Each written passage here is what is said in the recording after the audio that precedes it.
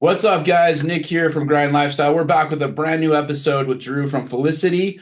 If you guys are anywhere on social media, Instagram, TikTok, Facebook, you like emo music, pop punk music, you have definitely seen these guys. They're blowing up. They're one of my favorite bands out there right now. I'm so stoked to have him on and talk about all the things that they're doing, the tour that's coming up, new music, if he can share some new music, talk with us, whatever. Anyway, let's just jump into it. What's up, man? Hey, thanks for having me on. Super exciting. I'm glad we can make this work. When you guys initially told me like we're scheduling this, it's like December 7th when we're talking doing this, I was like, we're leaving for tour like the next day, but I'm sure I can work it in. So I'm glad we got to Nice. happen. Very cool. Yeah, we got kind of a weird group too today. Like normally we have Scott Bartlett from Saving Abel. We've Hmm. got our other guy, JP Pierce, but everybody's got life stuff going on. Yeah. Scott's on and off tour with Saving Abel right now. So yeah, you get me and Jesse today. Well, Hey, you can. when You're probably more musically inclined than I am, but I can't. I can't sing. I can't play. I can sing a little bit. I can't play music. You- So I have Dude, nothing better to do than. drunk karaoke doesn't count, bro. I wouldn't want it any other way than having you guys here. So Hey, drunk karaoke is fine if it's nude drunk karaoke. I'm so in. Let's go. I'll meet you at the replay in Cave Junction. Let's do let's it. go. Dude, the replay has killer chicken fried steak, but you want to go to the back door. Yeah, that's what. Yeah. I'm, I'm going to start I'm taking not going to notes get us when we're canceled on with tour. bad jokes now. When we're on tour, I'm taking notes for these places to go. So The back door is a private little venue they just opened behind a restaurant, and it is really phenomenal. They have some terrific artists that Yeah, are. actually, I just hooked up. I got a call from a buddy in Phoenix. They had one of Tech Nine's artists were coming through. Their tour got screwed up, and they needed some dates immediately. And within 48 hours, I was able to get them out at the back door, and they had the biggest show they've ever had. that's it. That's So all. yeah, it was pretty cool. So now, yeah, Tech Nine's stoked with what I did, so that works. There you go. It had Good, 'cause I nothing to wouldn't do want to be with on his bad side. So Right? Yeah.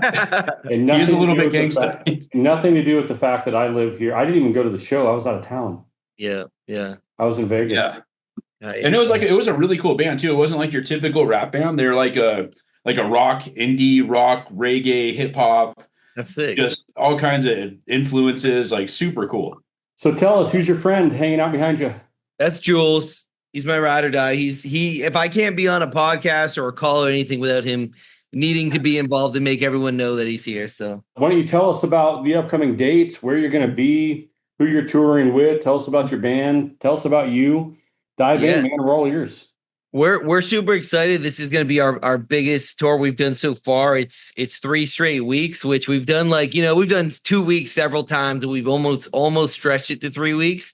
But this is our first time doing a full 3 week tour, which we're super excited about. We have mostly some smaller rooms, 100 capacity, up to there's like a couple 200 to 500 capacity rooms. But we're really excited. This is our first like proper headline tour. We've done some support runs and we did some co-headline runs. This is our first proper headline run, especially as a DIY independent band. So we booked most of the shows ourselves and negotiated the deals and took a lot of risks, taking a lot of door deals, but we have, just about 100 tickets sold at every single show. And I think we have 5 sellouts so far. We'll see how many sell out, day of. A lot of people just show up to the show and pay at the door. So we'll see how it goes, but it seems like it's going to be awesome. So we're really excited. We just did a Black Friday sale in a merch store, and now we don't even know if we'll have enough tour for merch. So we're scrambling, seeing if like a company can print merch for us halfway through that we can print out. So these are all problems that are good to have when you're in a band. It's Yeah, I'll send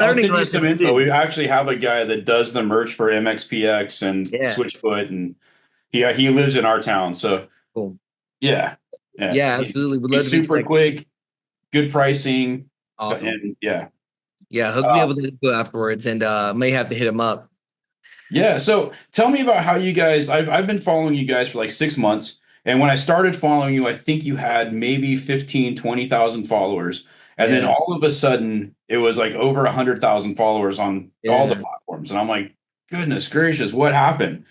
I mean, One thing is we've been a band for going on 10 years. Yeah, yeah. When you've been a band that long, and we do it because we love it and we're passionate about it, and we've done so many cool things, but it's ups and downs, and it's ebbs and flows, and it's periods of hotness and periods of coldness, and a big chunk of that in the middle was COVID, which it was really hard for any band to make too much progress.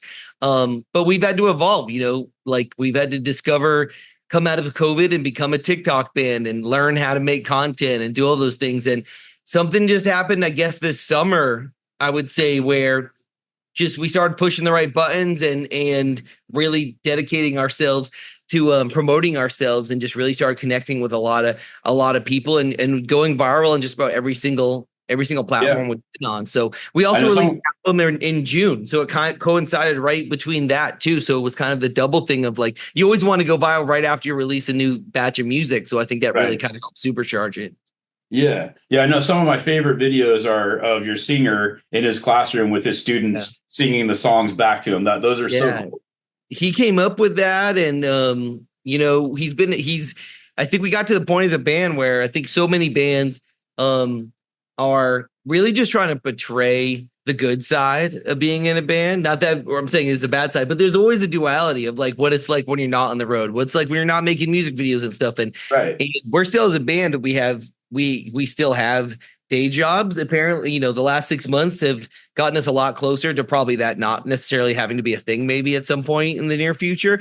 But two of the guys in our band are teachers. And so we decided that like there was this gap missing with the way a lot of musicians and artists and bands promote themselves, is like showing what the real world is like. And him being a teacher and like that relatability, I think really connected with people that, you may go see him at a show that's sold out, but at the end of the day, for most artists in this day and age, it's really hard to make a full-time living for 5 people just off your art. Man, it's crazy. Like our business partner is Scott Bartlett from Saving Abel. And you would think a band that had, sold 8 million copies of their single, platinum album. So he'd have millions, right? And he doesn't. And it's just like, he's hustling. He owns the clothing company with us. He owns our artist management company with us. Grinding his ass off. Yeah. So, there's that. And then, we manage artists on the side. And I hit you guys up about my buddy Gary that I work with. And I'm like, I'd love to get him out on tour with you. You guys would be a great fit. And he was on Laguna Beach back in the day. And so it's kind of the industry's just changed. I mean, from the days where you're selling out venues. I mean, if you're being seen now, you've already been seen. You're never going to go to a concert and see somebody for the very first time like you did 10 and 15 years ago, where, the girlfriend or the boyfriend or the best friend, hey, check it out. I saw these guys 2 years ago. You really need to see them. Oh, I've never heard of them. Let's go. That doesn't happen anymore, right? Exactly. They're on YouTube. They're on TikTok. They're on Instagram. And so everything is a free show now. Yep. And so, in your industry to make a living doing what you guys are doing is challenging. And really the streaming revolution, which made it's good and bad. Like every big shift in every industry, there's some great things that come along with it and some really difficult things. And one of the difficult things is back in the day, if you had a platinum album that was life changing, album sales could build you generational wealth for everyone in the industry. But the streaming thing has kind of diluted the value of physical music, tangible music. And most people don't care to buy an album or a CD or a physical format. Only your diehard fans do. And really, like, you don't make almost any money off streaming. So the number one way to get people to consume your music than when people are consuming music is the kind of one of the smallest revenue streams for an artist. So you have to shift and you have to be scrappy and find other ways. And that's a lot of playing live shows, selling merchandise, is really how bands make a majority of their money. It used to be probably just a bonus. Like, back in the day, Metallica made all their money off their albums, and they would tour to sell more albums. You were touring to go hope that people will then go buy your album. Now it's you're touring because that's the only way you can make money is from people buying things, t-shirts and whatnot. So you're really a glorified t-shirt store, any form of artist at this point, musician, unless something changes again, some other shift up that makes that the actual thing you listen to the valuable part of it. And then for me, from what I've seen, sorry about, I got other notifications I just silenced, but it's from what I've noticed, being an outsider. I mean, I do a lot of consulting with our management company with Nick, and it's I designed an AI that handles social media marketing, and so we lead and run a bunch of our marketing through that stuff. But one of the things that I've seen is just venue sizes decreased. Mm-hmm. For a startup band that used to be able to book a venue with 8,000 to 5,000 people in it, now those bands or relevant bands that are somewhat Saving Abel, primary example, right? 500 tickets, to some venues and things like that. And so the venue sizes have just gotten smaller, which means that your guys's take home is smaller. Yeah, and there's been a big shift there with COVID happening. I think it did two things. One, it closed a lot of independent venues that weren't able to stay open. So like the option and opportunities for what venues were open. At the same time, you have Live Nation, who bought a lot of the independent venues who did survive. And to get in with Live Nation is basically like, you have to get to a certain point and then basically sell your soul to the devil to kind of get into that. So now you're dealing with what independent venues are left, and then which is very hard and it's really competitive. We've hit up venues and there's 20 holds on the date, 20 different venue bands all wanting that exact date you're trying to get, and then you have to just play the game. So that makes it tough. And then on top of that, I think COVID really shifted our culture to where people realized, oh, I can live without live music. And so it's not just as much of a commodity of people wanting to go out to go see that artist live. They realized that, I went, a year and a half, maybe 2 years without seeing a concert, and that was okay. So like that demand in my life, that itch isn't there anymore. But I will say, went to Warped Tour in Orlando a couple weeks ago, and it was sold out, 80,000 people 2 days in a row. So I think like it's coming back. I think people are the festival thing is like for sure. That's huge. It's the smaller shows are just, it's weird. Like I'm a huge fan of music, and I would much rather be there in person, up close, and watch it happen, watch it unfold in real time, in real life, and the sweat, the blood, just like all the goodness, man.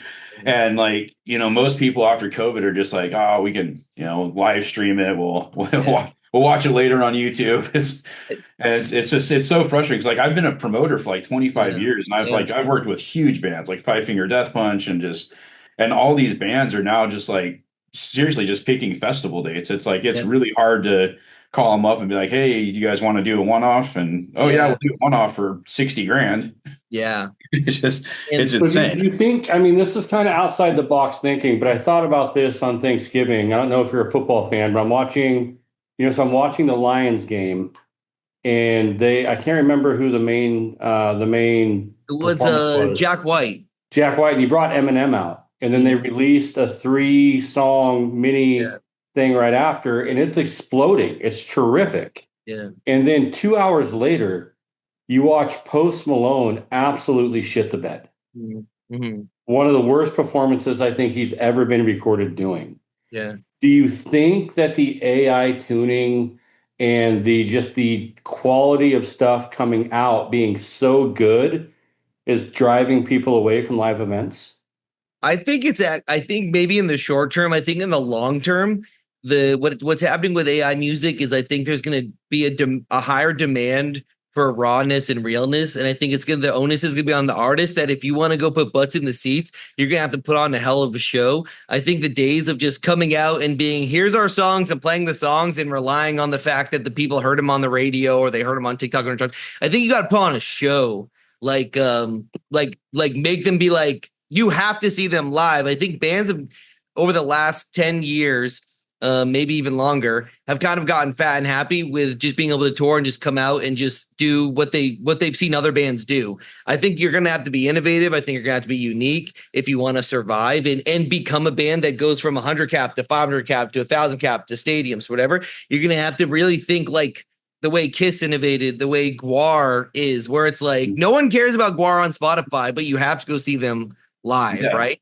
Many people just think about they can just go out there and do it. But how many bands you'll see that will blow up on TikTok or whatever, and you see them and they suck live. It's right. And I think AI is going to make it so where it's going to be harder and harder to hide from that sounding too perfect, like you saw with Post Malone. Like if people didn't like that performance because it sounded too polished, I think that rawness is going to come back. And really, I see a lot of videos saying this too, and I completely agree that like that shift from like 80s hair metal to grunge, I think is going to happen again. The like polished, pretty, everything sounds perfect in tune. I think it's going to go more to rawness, and bands are going to start doing live albums and recording them live in the studio, and going back to recording things on tape and make it raw and real, and then so that it's authentic when you see it live. Some of our, probably I'm sure all of our best favorite albums of all time aren't the best recordings. It's just the raw emotion. Ozzy live, insane. Yeah. Garth Brooks, different genre, country. Tim McGraw, both of them released live albums. Off the chart. This is a crazy thing too. Like we work with a sync company out of LA that has a couple of our artists that they sell to like TV, radio, or not radio, but TV, movies, and whatever commercials. And what's working right now is the raw, almost crappy recording, not polished. So like we have stuff from one of our artists that works in $1 million studio, and he cannot get picked up if his life depended on it. I have a friend in Grants Pass, Oregon, that records in his living room that has had 6 songs picked up in the last year. Tulsa King, Tracker, freaking The Rookie. And it's all just stuff recorded on a Mac in his living room. Well, and Sync is saying like that's what they want. They want that raw. They want that emotion. They want to feel like you actually are doing this because you love it, and you're more of a do-it-yourself type thing. We're running some miniseries. Gary is one that's been filming some miniseries stuff. Scott is filming some miniseries stuff. People, and I mean, you're in the industry, so tell me if you feel like I'm wrong, but the research I've done, followers want to get to know the people behind the band. They want to see the B-reel stuff, right? Mm-hmm. The A-reel stuff's great, but they can get that anywhere. They want that B-reel stuff. They want the behind the scenes, the show setup, the what you had for dinner last night, the sitting around a campfire, jamming out tunes, or practicing writing music or rehearsing. Those seem to be getting more views recently than polished standard film. Yep. I think it goes directly with like sports. Like you want to know who the athletes on the teams are. Like I like Justin Jefferson because of who he is, not just because of like what he does on the field, right? I think like music, that's what these platforms have given access to that. And I feel like a lot of, especially in rock music, artists have a really hard time not just trying to do that. And I think that's maybe why we've set ourselves apart a little bit and had a little bit of success lately and some growth, is because we haven't been afraid to just show the real side of us and who we really are, even out when we're not on stage or we're not in front of the camera. And that, I think that's really relatable and people hearing your story. And I feel like rock as a genre has had a hard time making that transition, because for so long it was all about just the rock star moments. And, you're not going to see these artists necessarily be vulnerable. You're going to see them on stage or in front of huge crowds, and then you're never going to run into them in the grocery store. You're never going to, see that other side of them. And I think other genres of music have really embraced that, especially like hip hop, where artists come from under the ground and you hear about everything and they collab with each other. And just now the rock industry is getting hip to where you see things like Eminem and Jack White collaborating on music together, where it's like, all these ships can rise together, when it used to be very much like, this is my song, I need to have full control over it, and whatever it is. So I think rock music is finally making a comeback, and I really know it's going to make a big comeback in the near future. So I'm excited that kind of the timing's perfect for us to be kind of hitting our stride. And we just released an album. We have another album come out next year. And to be just really proving ourselves to be able to fill up some of these rooms on tour, which is really what, at the end of the day, what really matters in the music industry this day and age. Like, sure, they say you got to be big on social media. They say you got to have the streaming numbers. They say you have this, but at the end of the day, really, can you put butts in the seats is what matters. Yeah, no, as a buyer, like I actually call venues that the bands have played at, and I'm like, okay, so what did these guys do last week when they played there? And somebody says, oh, they sold 5 tickets. I'm like, oh, okay. It's not worth doing a door deal for them to drive 500 miles to come play for nothing. And, and it's not worth my time to to do something that's well, and to your point, it just shows the fair circuit has always been pretty big, right? People going to different county fairs, playing different county fairs. Some of the headliners that are going back and playing fairs now is insane. Yeah. People that hadn't played fairs in 15 years are playing the fair circuit again. Bands have to get creative and unique of how they're getting. Honestly, I think that's more of a financial thing, because I know what our Josephine County Fair pays performers, and it's about 4 times as much as what an act normally gets. So it's right, and for a shorter set. Yeah, for a shorter set, and it's budgets because those places are filled no matter what, right? Yeah. And, built-in audience, it's a win-win, especially if you can sell merch and they don't take a merch cut. Like, that's a win-win for any artist. Shorter set, bigger payout, built-in crowd. You don't have to really promote it necessarily too much yourself, and you can sell merch. That's a huge win. So every band loves playing festivals, loves playing those types of things. What we're about to do, the 100 cap room grind, where the responsibility on us too as an artist is really like the earnest is on us more and more. I'm sure you guys are great. Some promoters, like, they'll put your name, they'll throw up a flyer and make a Facebook event, and they say, all right, like, let's cross our fingers. And it's a lot of the earnest is on the artist these days to promote it. That's another thing. Great promoters a lot too. It's over tough. The last probably 5 years since COVID. It's basically, it's like we definitely rely a lot more on the artist. Yep. And as a guy that works with artists, I don't agree with that. I think if you're buying a show and you're going to make the majority of the money, especially if you have a bar and food, you should be promoting a lot more. Yeah. And so that's always a conflict with a lot of my friends in the area of, like, guys, you're expecting these guys to show up, unload, play a show, work their butts off. Not playing a show is not easy. It's unloading a van is not easy. Yeah. Setting up all their instruments is not easy. And then you also expect them to create content, promote the show, and fill your. Yeah. So it's there's a little balance issue there where it's like it's got to go both ways. You got to. Yeah. And we treat every show we've ever played the exact same. We promote it just as hard. We put everything we can into it. And, we act as if it is 100% on our plate, because we just don't know. And if we have a great promoter for that show, then the show is going to be awesome. And if we don't, then it still will be pretty good from our mind, from what we've seen. So that is a true. I think it's been since COVID that a lot of promoters have kind of just, put that onus on the artist, because these artists do have sometimes really big platforms. But I'm sure you being a promoter, as anybody knows, that just because someone has a big following online does not mean that people will come see them live. I brought Joe Nichols in, and Joe typically sells anywhere between 2,000 and 5,000 tickets. I was the first show in probably 15 years that sold less than 400 tickets. Yeah. And we had the cheapest ticket price.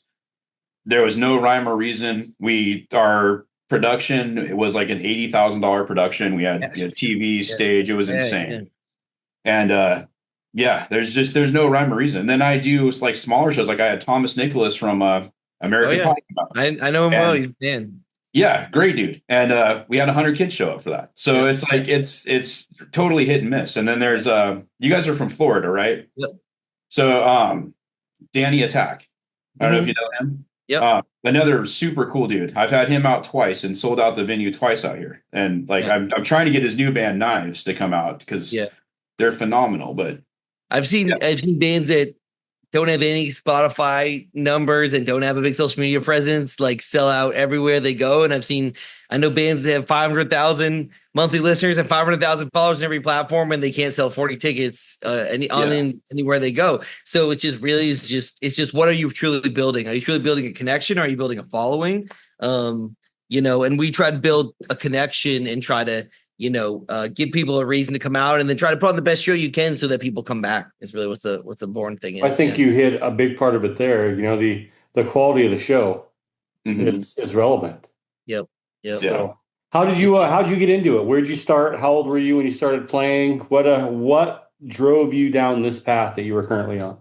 Yeah, I really discovered my family was a really musical family. what made me, I think the first thing that really made me want to pick up a guitar, because I play guitar in the band, and I'm kind of the de facto kind of like band operations guy. Every band is kind of like a guy kind of coordinating, running ship, and making sure everything's in line. So, but I was really, the first thing that made me want to play guitar was seeing Back to the Future and seeing Marty play guitar at the trying to be good at the Cham Under the Sea dance, and I was like, hell, that's what I want to do. And I was really little, and so I begged my parents to buy me a guitar, and they bought me an acoustic guitar, and I was heartbroken. I was like, this is stupid. Like, aha. And then they were like, well, if you prove that you'll learn on the acoustic guitar, we'll get you lessons.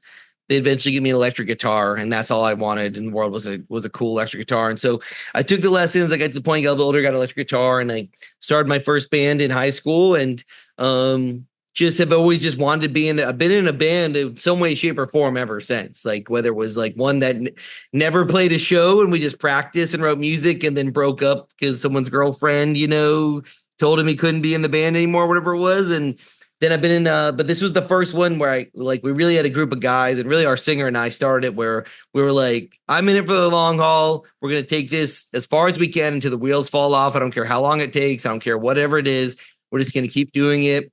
It's been about 10 years, and we meet up twice a week, probably 90% of the weeks ever since, and practice or rehearse or work on stuff, and always challenge ourselves to be innovative and evolve. And that's kind of what's gotten us here after all that time. I just wanted this truck, that Toyota. Yeah. The truck, see, it was always somebody. So everyone always does that one thing. Yeah. Yep.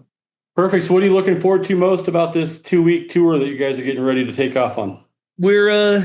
I'm excited to play a lot of cities we never played in. We have a goal. Our first goal is to play a show in every state in the country, and then we want to play in every country in the world, and then every continent, like Metallica. Metallica is the only band that's ever played in Antarctica, I think. But we're really excited to play. Our first time ever in a bunch of cities: Kansas City, St. Louis, Minneapolis.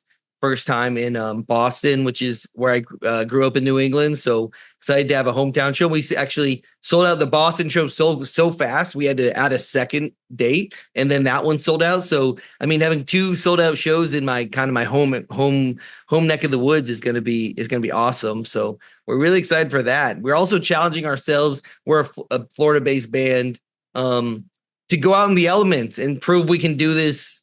Rain, sleet, snow, whatever it might be, challenge ourselves to go out in the cold and do it. We've done the West Coast on the winter in the past. So we did see some snow in like Idaho and Denver, but it wasn't like there's no inclement weather we had to drive through or stuff. So that whole Northeast right now getting obliterated. Yeah. Guys, hang on. Thank God we haven't left yet. Right, we're not, we're a week away from having to do that ourselves, but yeah, hopefully we get a little bit of challenges so we can do it, because it's something we've never done before. You enjoy writing music? Yeah, I really do enjoy it. Yeah. What's the favorite thing, your go-to, the number one thing you're like, man, I can't believe I wrote that? Usually it's probably like a guitar riff. I'm it's kind of what I'm responsible for, but sometimes it might just be an idea. We have and it's really one of those things where we write a lot of stuff and we'll bring it to our producer, and he's kind of the yay or nay, and we kind of lean on him to tell us like what if we're going in a good direction that he believes in or not. And I think that's really important as a band to have that kind of outsider perspective that's known you, kind of grown with you. But we work with a producer. His name is Andrew Wade, and he does everything from A Day to Remember to Wage War, Neck Deep, a lot of great bands. But I brought him he's not a guitar solo guy, and I love guitar solos. And there's times I brought him, we had a song called Wish You Weren't Here, and it had a crazy guitar solo with these harmonized parts and tapping. And I wanted to make it like super over the top and almost like 80s cheesy Van Halen. And we weren't sure. I wasn't sure if he was going to pass the Wade test. And, he liked it, and we got to keep it in. So that's probably the thing I'm most proud of. And I get excited to play every night, because we don't have too many guitar solos, and as a guitar player it's heartbreaking. And sometimes how much music these days have guitar solos in them anyway. And anytime we get to play one, it's like a win. What's that? I wish Bartlett was on the podcast right now. He would love you. I think like 2 or 3 podcasts ago, he was talking about how rock bands have just kind of completely taken the guitar solos out, and he is the guitar solo guy. Like that he's a Memphis guy. That is his thing. Yeah. And like, every guitar player, it's your dream. Yeah. So it's any chance I can find this solo on YouTube? Yeah, go to the song is called Wish You Weren't Here. And then we have a music video for it, and you can check it. You can check it out. The guitar solos in it. So those of you that are listening, we're going to put that video in, right? Yep. Here.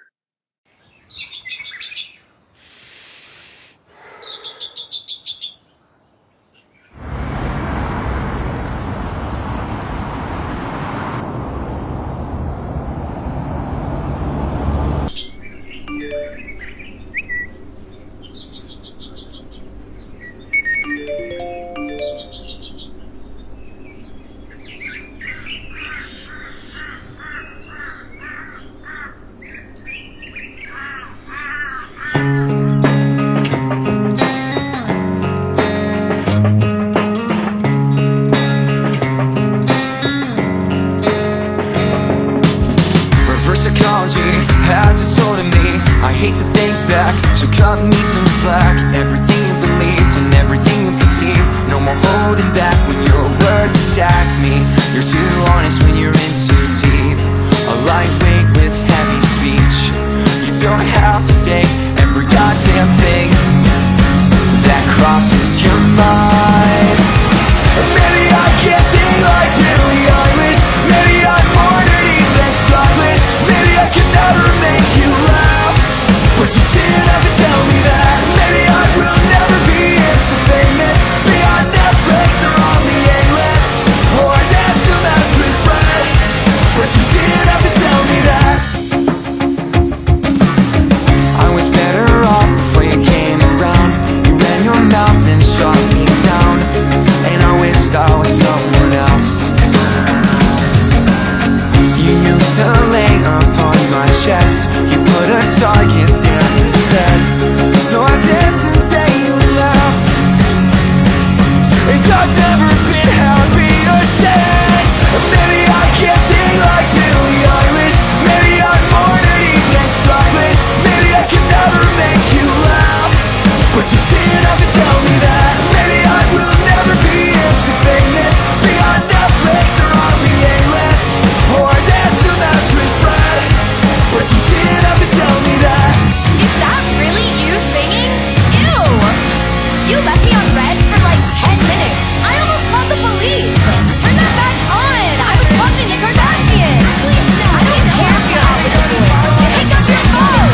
Babe, where the fuck is my jewel? Babe! Oh, fuck this.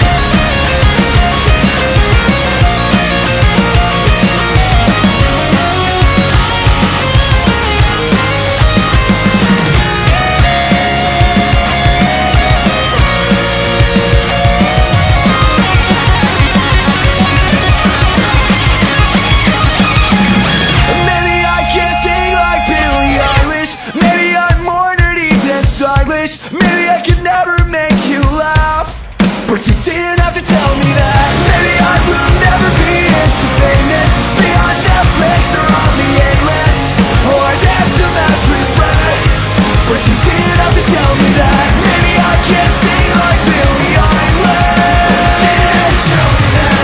Maybe I'm more nerdy than stylish, but you didn't have to tell me that. Maybe I will never be instant famous, but you didn't have to tell me that.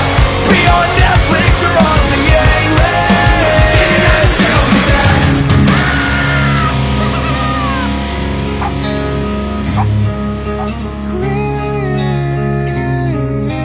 Chris Brown.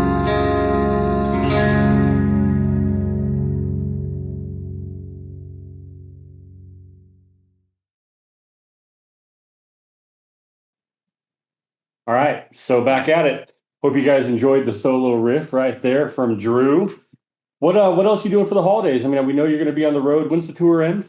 We get back on the 22nd or 23rd, so we're just right up against it. We come back and we're going to do come back and do holidays with our families and girlfriends and everybody. And then we normally do a band like end of the year dinner where we all meet up and we have a list of goals that we had set for ourselves last year, and then we see what we accomplished, and then we set new goals for next year. And I think that's always really important for anything you do, whether it be a band or a business, is set real obtainable goals for yourself, and maybe stretch them out a little bit, but we look at ourselves and we're like, we came so close to that one, or look, we absolutely destroyed that one. We underestimated ourselves. And it's always nice to kind of have that nice end of the year reflection back of like what we did this year and what we can improve on and set new goals for next year. So we always look really forward to that. So we always try to do that like right before New Year's. And then after New Year's, we kind of just jump right back in and start planning what we got going on. So I really think that you would jive well with Scott Bartlett and Gary Bender. What do you think about a part 2 post this little run that you guys are getting ready to get on? And we'll see if we can't grab Gary Bender and Scott Bartlett and blow this thing up. Let's do it. I'm down anytime. We'll back anytime towards the end of December, beginning of January. Just let me know what works for you guys. What do you think, Nick? Yeah, let's plan on like first week of January after the holiday, and so there's a good chance you're our last one. So. Yeah, there's a good chance you're our last one for 2025 and our first one for 2026. Yeah. So when are you guys going to start planning the 2026 tour? Because I'd love to get you guys out to the West Coast. So March, we already planned. March is just about, how it is. You got to plan months in advance. So we're doing March, and we're about to start working on summer. So I'll hit you up because we're planning. Okay. We're trying to West Coast this summer. We're trying to do a full month this summer and going basically from Florida up through Northern California to Seattle, and then somehow cross through the country diagonally on the way back. So okay, cool. Yeah, because we've got Montana. One of our partners has like 3 venues in Montana. Perfect. And then another buddy of mine has, I think, 6 venues right now in the Arizona area. Our other partner owns the Volcanic Theater in Bend, Oregon, and then I've got connections with up and down California to Seattle. Perfect. Awesome. So this is something I'd love to jump on and do it. Well, It's 3 hours later for you there, so we're going to let you go. We know we got to get ready for the tour. So everybody, thank you so much for watching. Check out that description for all the social media links and website links. Andrew, anything you would like to say before we let you go? Get ready for this kick-ass tour.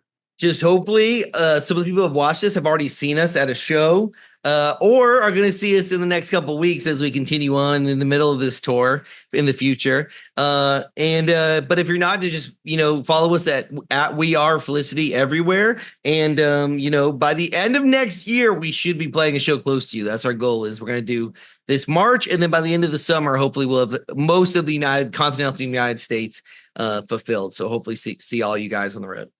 We appreciate it. Hey, that's Nick. I'm Jesse. That is Drew. Don't forget to hit that like and subscribe.